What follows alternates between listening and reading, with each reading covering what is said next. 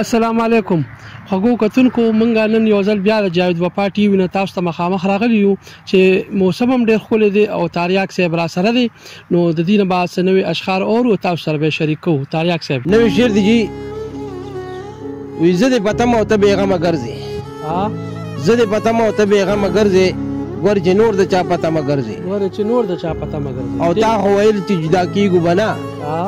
تا خو ویل چې جدا کېږو به نه اوس رانه بېرته سل قدمه ګرځې او په زړه دې څه دي راته پاک ووایه په زړه دې څه دي راته پاک ووایه دا چې خفه خفه بېدمه ګرځې او که د رقیب سره پښتو شروع کړه خیر دی که بیا تر ماسوتنه ګرځې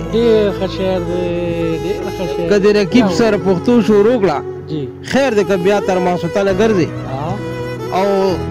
تاریاکه دا ګناه خو تا ته نه ده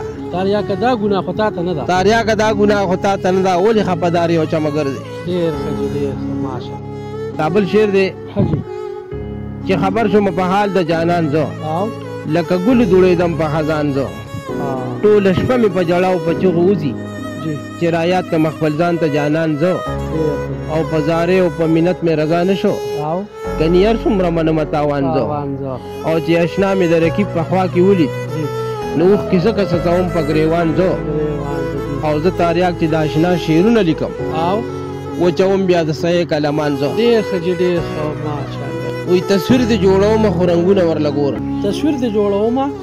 ورله ګورم دا عام رنګ مې خوښ نه دی سره ګلونه ورله ګورم او رنګونه به ګلونه راټول کم دا آسان دي خو د سترګو د بڼو پاسته برشونه ورله ګورم